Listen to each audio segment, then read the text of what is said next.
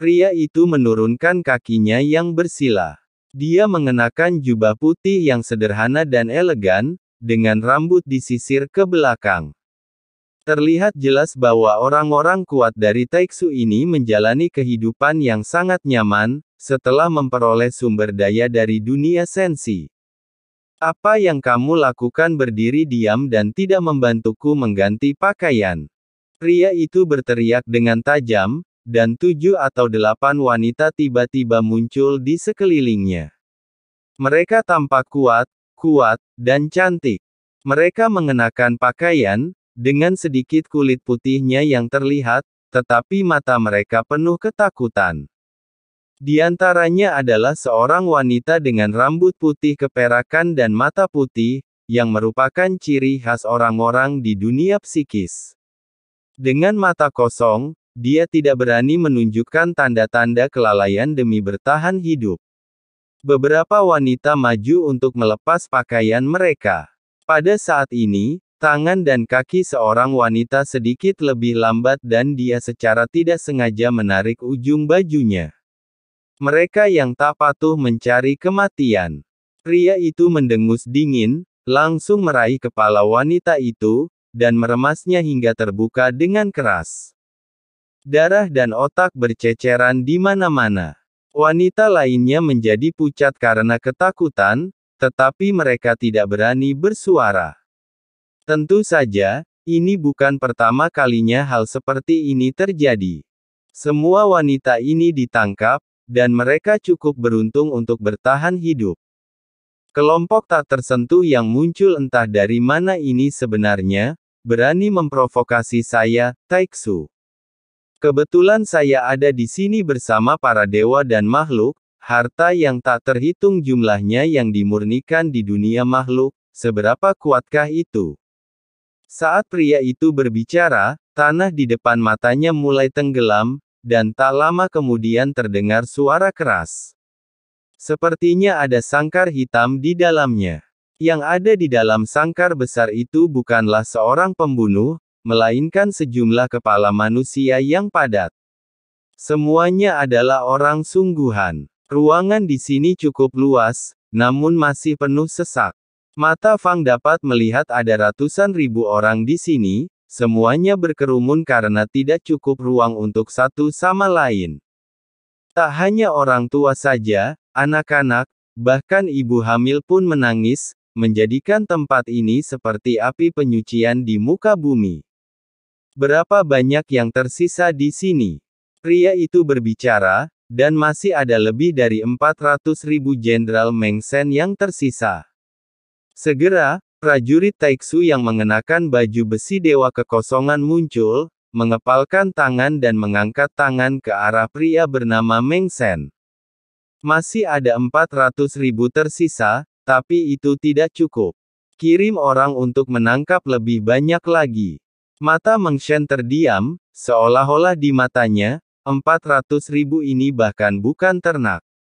Segera, Meng Shen membalik telapak tangannya, dan jimat pedang pengejar jiwa penghancur kekosongan terungkap, tetapi fluktuasi yang dipancarkan darinya berkali-kali lebih dibandingkan di kuil Su.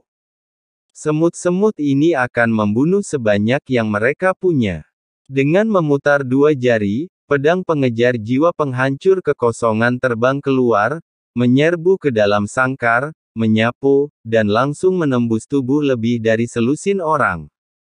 Suara jeritan dan ketakutan muncul di mana-mana, suara ledakan terdengar, dan tubuh itu meledak dan berubah menjadi potongan daging yang tak terhitung jumlahnya.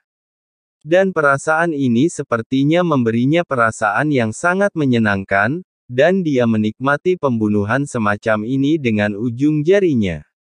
Di balik pedang pengejar jiwa Void, samar-samar Anda dapat melihat jiwa-jiwa mati yang tak terhitung jumlahnya membentuk kabut putih di belakangnya.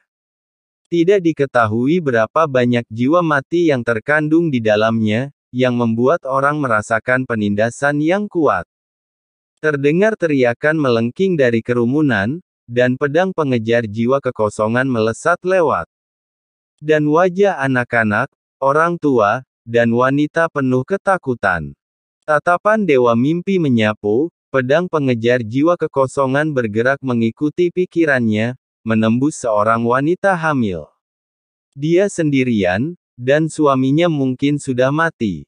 Melihat lubang berdarah di perutnya, dia menjerit sangat menyedihkan. Mengabaikan rasa sakitnya, dia merogoh perutnya untuk mencari anaknya. Tetapi orang-orang di sekitarnya tidak memiliki simpati apapun, dan mereka semua mundur ke samping, menyaksikan pemandangan ini dengan ngeri.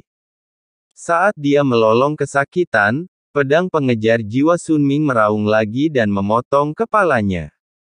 Tubuhnya segera meledak dan berubah menjadi potongan daging yang tak terhitung jumlahnya.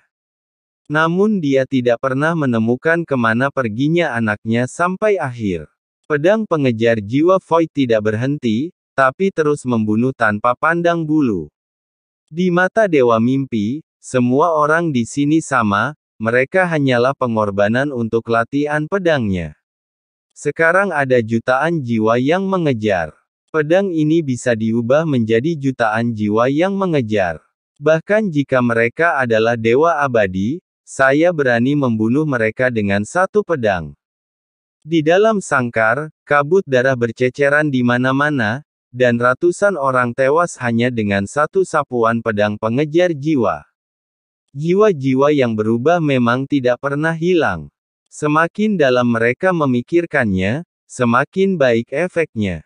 Pada akhirnya, mereka semua terserap oleh pedang pengejar jiwa penghancur kekosongan ini.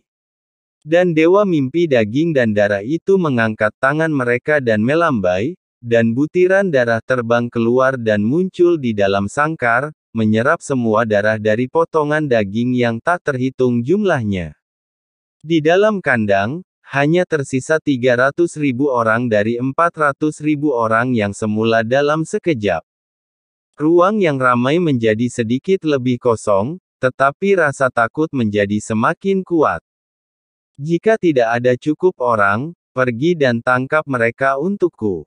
Dewa Mimpi mengambil kembali pedang jiwa penghancur kekosongan dan manik-manik darah, dan lingkungan sekitar mulai berubah menjadi buruk lagi. Tanah tempat Dewa Mimpi naik perlahan naik dan berubah menjadi platform aslinya lagi. Laporkan kepada Dewa Meng bahwa kota Noi telah siap dan siap digunakan kapan saja. Apa yang kamu tunggu? Ikuti saya untuk mengepung dan memusnahkan kelompok semut ini. Dewa Mimpi bermain dengan pedang jiwa yang pada akhirnya harus dihancurkan, wajahnya penuh amarah. Setelah melihat sekeliling dan melambaikan tangannya, beberapa wanita terbang dari sisi yang jauh, dan beberapa pakaian yang mereka kenakan hancur berkeping-keping. Datang dan layani saya dengan baik. Saya akan segera melakukan ekspedisi. Meski wajah beberapa wanita pucat, mereka tidak berani berkata apa-apa dan menanggalkan pakaian tubuh lembut Dewa Mimpi dan berbaring di atasnya. Di luar Dewa Kekosongan, sebuah lubang besar mengembun. Inilah formasi bergerak yang diatur oleh Taiksu. Formasi seperti itu membutuhkan sumber daya yang sangat besar agar berhasil. Semakin jauh jaraknya, semakin besar biayanya. Formasi bergerak ini saja memerlukan setidaknya satu sumber bintang untuk melakukannya. Namun, yang paling kurang dimiliki Taiksu di Senshi adalah sumber daya, dan sumber daya Tangbo cukup bagi mereka untuk melakukan apapun yang mereka inginkan. Sejumlah besar pertempuran ringan terjadi, dan kemudian semua prajurit Dewa Taiksu dari Dewa Kekosongan dalam sejumlah besar budak menghilang dalam sekejap. Sesaat kemudian, di barat laut kehampaan di Laut Barat, yang sangat dekat dengan kehampaan utara, kilatan petir yang tak terhitung jumlahnya muncul di lautan hampa.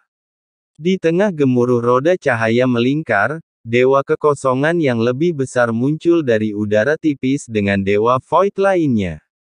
Segera keluar untuk mencegat mereka. Beberapa Dewa Kekosongan berbentuk persegi dibuka satu demi satu, dan prajurit Taiksu yang tak terhitung jumlahnya dikerumuni puluhan ribu seperti lebah. Selain itu, Ada binatang buas Taiksu yang diubah oleh Taiksu yang terbang dengan perkasa. Di Dewa Taiksu terbesar, sesosok berdiri di peron, dan di belakangnya, beberapa wanita pingsan. Meskipun mereka tidak mati, mulut mereka berbusa dan tubuh mereka bergerak-gerak terus-menerus.